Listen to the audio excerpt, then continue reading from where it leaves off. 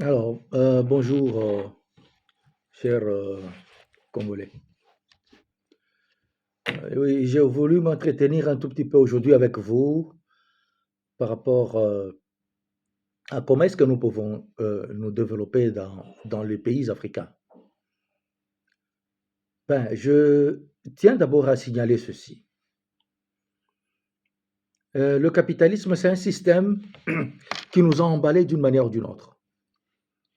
Le capitalisme, c'est n'a ne fût-ce que changé de nom pour s'appeler capitalisme aujourd'hui. Mais de toutes les manières, nous devons comprendre que c'est cet esclavagisme qui avait commencé, qui s'est transformé en, en colonisation, qui en fait a abouti à ce que nous appelons capitalisme. Mais dans cet état de choses, comment est-ce que nous pouvons nous développer? Parce que tout ce que nous devons faire dépend de quelque part, dépend d'un impérialiste, d'un maître. Comment est-ce que nous pouvons nous développer? Et on nous impose tout nous est imposé. Voilà pourquoi en réfléchissant, j'ai quand même trouvé une idée. Je me suis dit, oui, il est vrai que cela soit ainsi, mais en fait, ils ont du pouvoir sur nous, effectivement, parce qu'ils sont forts, ils sont forts, pour mieux dire, armement, et tout ce ils sont forts, nous acceptons. Mais nous ne devons pas considérer ce qu'ils nous disent aujourd'hui par rapport à leur démocratie dans une pauvreté comme celle-ci comme étant disons, une absolue. Non, ça ne peut pas être notre absolu. Non, la démocratie n'est pas absolue. Non. Cette démocratie qui nous oblige, les élections, coûte que coûte, telles qu'elles le font chez eux. Non, nous n'y arriverons pas. Regardez en leur temps. Vous connaissez combien de temps Louis XIV avait fait au pouvoir? Et Louis XV? C'était toute une série. C'était des royaumes, des empires, pour mieux dire. Au vu du temps qu'ils faisaient, ils étaient réellement capables de se développer. Parce qu'en fait, quand il y a un projet de développement, il y a un investisseur qui vient. Je ne pense pas qu'il vient pour que dans une année, il ait fait les études, il ait exploité et qu'il ait gagné, qu'il ait récupéré son montant. Je ne pense pas. Le problème, c'est que quand un investisseur vient, il peut avoir 2 à 3 ans pour faire ses études de faisabilité. Après ça, effectivement, il doit commencer l'exploitation et il va d'abord essayer et après, il commence maintenant réellement l'exploitation. C'est là maintenant qu'il commence à se rembourser ce qu'il a dépensé. Donc, les mandats de 5 ans, en fait, on dirait que c'est un mandat qui ne permet à quelqu'un que de savoir ce qu'il doit gagner. Qui est ce président qui organise les élections pour ne pas les gagner? Pas seulement en Afrique, dans le monde entier. Qui est ce président qui organise les élections pour ne pas les gagner? Non, il n'existe pas. C'est-à-dire chacun a des ambitions. Quand on organise les élections, fatalement, c'est pour attendre les gagner. Cependant, les opposants, eux aussi, ils luttent pour gagner ce même pouvoir. Et qu'est-ce qui se passe? Je prends le cas pratiquement des pays africains.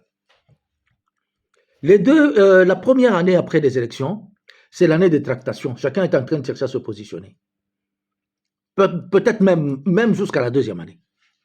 La troisième année, on commence à vouloir faire quelque chose. Quand à la quatrième année, on pense déjà qu'il y a élection, on recommence encore les tractations pour savoir comment est-ce qu'on peut gagner. C'est un cycle comme ça. Nous tournons. C'est un cycle un cercle vicieux, nous ne tournons que sur nos propres pattes, nos propres pieds, nos propres jambes. Mais comment allons-nous évoluer?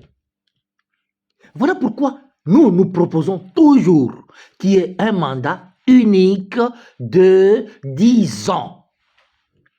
Ce mandat unique de 10 ans permettra à un président de devoir accomplir son programme. Parce que même quand il y a des investissements directs qui devront venir dans le pays, avec ce temps, ça sera possible. Constatez bien, en Afrique, les guerres viennent toujours après les élections.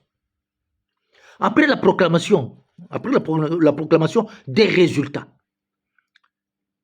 Les guerres accompagnent toujours la proclamation des résultats par ceux qui ne sont pas satisfaits.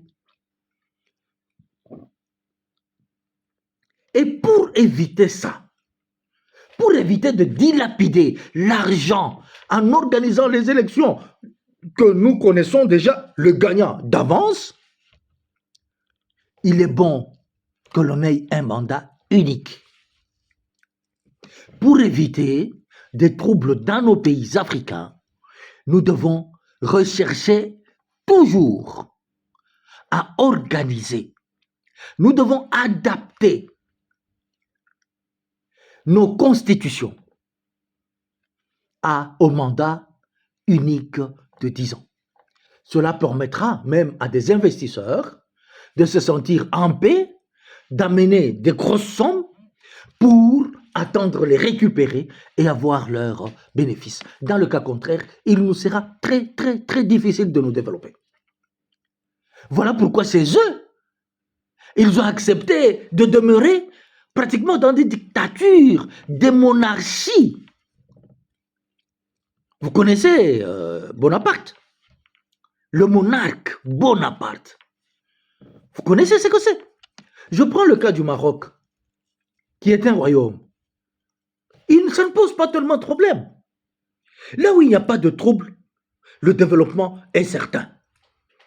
Mais là où il y a des troubles, le développement est hypothétique. Regardez tous les pays noirs. Voyez les peines qu'ils écopent. Voyez les peines.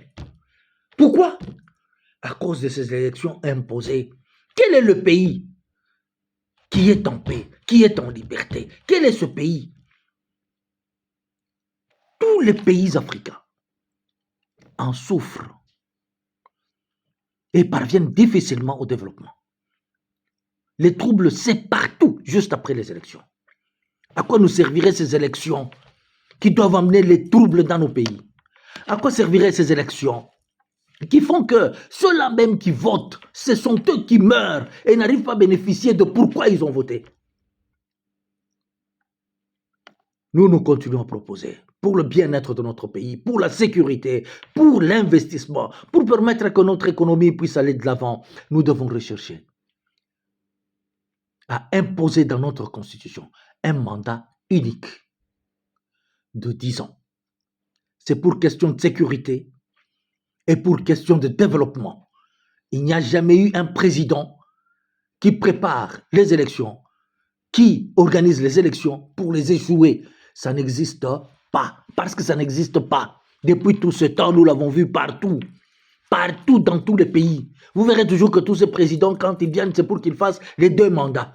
Et pourquoi devons-nous nous acharner sur un mandat de 5 ans? Renouvelable, une fois. Pourquoi? Disons-nous seulement un mandat unique de 10 ans. Et celui qui quitte le pouvoir, il n'a plus le droit de se représenter. Non, il n'a plus le droit. Il n'a plus le droit. Merci et bonne journée.